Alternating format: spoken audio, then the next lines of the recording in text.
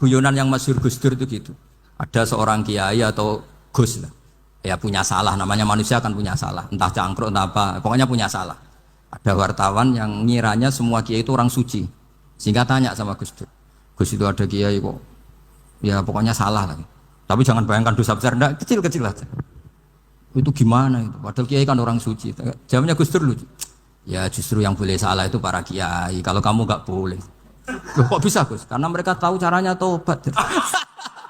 Repot. Kalau kamu nggak tahu caranya. Sama pelanggaran hukum itu ya harus pakar-pakar hukum. Itu yang tahu caranya rekayasa. Kalau kamu ya kena pasal kan ya.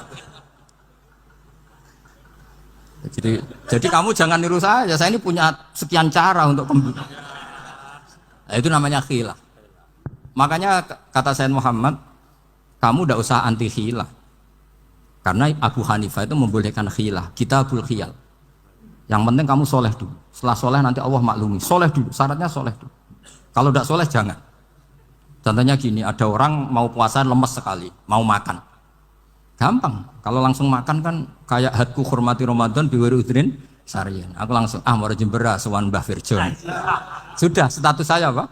Musafir. Ya, sudah berangkat aja sampai Tuban makan. Nanti kalau nggak jadi ya nggak apa-apa sudah. Kan mulai pergi sudah musafir. Saya tidak tahu nanti malaikat tertarik gebuki nggak tahu. Tapi itu ada khilafnya. Asal soleh. Karena kata Sayyid Muhammad dan semua kitab mengatakan itu.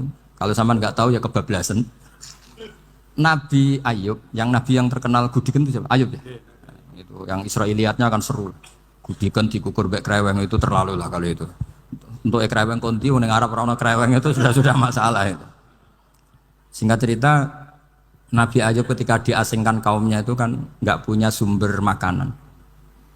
Lah orang lelaki itu mulai dulu egois. Istrinya Nabi Ayub itu cantik sekali, udah cantik rambutnya bagus. Makanya kamu nggak usah tanya kenapa istrinya kayak banyak yang cantik. Ya nah warasatul anbiya nggak boleh mungkin. Kalau nggak cantik ya warasatul anbiya dari segi balak. Istrinya Nabi itu semuanya cantik. Nggak usah tanya sebabnya apa, pokoknya gitu semuanya cantik. Singkat cerita beberapa kali istrinya Nabi Ayub itu kerja demi bisa nafkahi Nabi siapa? Suatu saat itu tidak ada pekerjaan yang cukup untuk beli roti. Satu-satunya peluang dapat rezeki itu putrinya raja itu rambutnya berondoli. Terus ada sayembara siapa yang rambutnya bagus mau dibeli. Sampai rambutnya istrinya Nabi Ayub itu dijual. Nabi Ayub tersinggung karena itu mengurangi kecantikan. Jadi lelaki mulai dulu gitu. Udah nggak urun kalau istrinya nggak cantik itu komplain. Itu khasnya lelaki. Jadi kalau kamu gitu ada sanadnya juga, tenang saja ya. Komplain ya pegawaian itu. Saking mangkelnya Nabi Ayub terus ngendikan la adriban naki mi'ata sautin. Kamu akan saya pukuli dengan mi'ata sautin atau dengan 100 cambukan. Atau mi'ata dikhtin atau mi'ata apalah sesuai konteks zaman itu. Engko nak muni pecut tuku konti kok ribet lagi. Singkat cerita akhirnya ketahuan bahwa istrinya menjual itu demi Nabi Ayub. Allah nggak ridho kalau kekasihnya yaitu istrinya Nabi Ayub wis perjuangan kayak gitu malah kena hukuman. Tapi Allah juga nggak ingin kekasihnya yang bernama Ayub melanggar sumpah. Padahal beliau sudah sumpah wallahi demi Allah nanti tak pukul dengan 100 kali. 100 kali dengan lidi lah misalnya, contoh yang gampang tuh lidi. Akhirnya sama Allah dikasih satu solusi. Wa khud biyadika dikhtan fadrib bihi wala tahnas. Ya sudah lidi itu ikat jumlahnya 100. Terus pukul sekali saja. Anggap saja sudah 100. Iku pangeran sing wari ngakali ngono iku pangeran. Tapi syaratnya soleh. Syaratnya soleh. Jadi kalau kamu anti khilaf berarti anti ajarannya Allah di ayat itu. Wa khud biyadika dikhtan fadrib bihi wala tahnas. Itu dulu ada, ini cerita di Ithaf. Ini cerita terakhir, ini sudah, sama jangan nama sudah. Terus pengumuman tadi, yang nggak pernah sepuh ngutang saya itu haram. Karena tadi saya punya kewajiban di rumah yang bisa menggugurkan ya kewajiban yang lebih besar. Lebih besar itu ya tadi, bisa pernah guru, pernah sepuh. Yang jelas nggak umur. Umur sampean menangkap itu. Tua-tua serepot itu. Ada raja itu ganteng kaya, senengannya nikah perawan cantik. Oh itu semua kampung mesti kenal. Mungkin digilir atau gimana pokoknya Suatu saat ada pemuda suka sama perempuan yang di kampungnya, cantik sekali. Kemudian pemuda ini ternyata pekerja di kerajaan itu. Tiap hari ditanya, wah itu yang di kamu yang cantik siapa? Mau saya nikahin gini. Wah bahaya ini saingannya raja. Jadi yang dibidik pemuda tadi itu saingannya.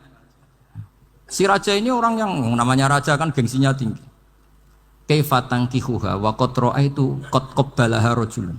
Kobok nikah piye? Saya tuh pernah melihat dicium lelaki. Wah gak mau. Gak gelem kadung ditambung lan wa qad qabbalaha rajulun. Saya pernah melihat sendiri qabbalaha rajulun, dicium oleh lelaki. Wah sudah gak minat raja langsung gak keren. Suatu saat pemuda tadi nikahi perempuan itu. Rajanya marah-marah. Kamu lelaki gak punya harga diri gini. Gak punya selera, gak punya harga diri. Sudah pernah dicium orang kok tetap dinikah. Bilang ke raja, takrif manir rajul, lelaki itu siapa? Abuha. Kamu tahu lelaki itu siapa? Sopo? Abuha. Bapaknya. Saya kan hanya bilang rajulun. Pernah dicium lelaki. Lah pikirannya raja lelaki wis kowe-kowe ngene iki. Tapi butuhe canom mau raja ben gak sida itu aja tuh.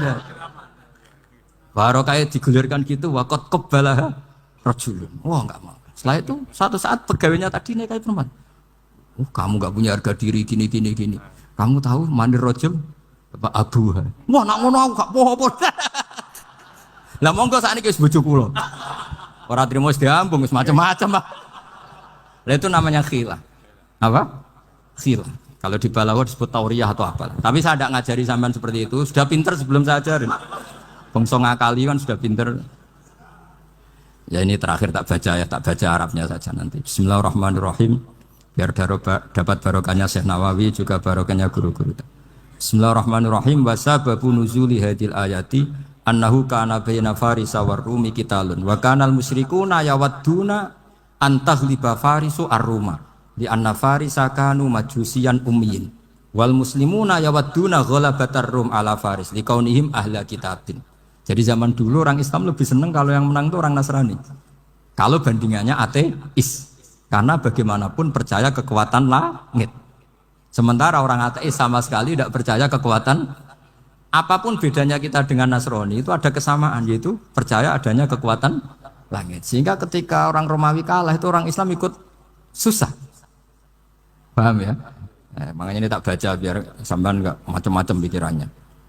Fab'atha Kisra saat terusnya, ya pokoknya seperti itu. Akhirnya Rasulullah SAW berdoa lebih senang yang menang itu Rom karena ahli kitab. Artinya apa? Kemenangan ahli kitab adalah kemenangan makhluk atau hamba Allah yang mentautkan kekuatan kita di bumi dengan kekuatan langit. Makanya saya berharap selain kita ikhtiar medis, kita harus memperbanyak istighfar. Bagaimanapun semua itu dari Allah Subhanahu wa ta'ala. Kita menghormati negara dengan ikhtiarnya, tapi saya mohon sekali kita juga istighfar. Karena semua itu juga ditentukan oleh Allah, oleh langit. Ya, saya kira demikian. Assalamualaikum warahmatullahi wabarakatuh.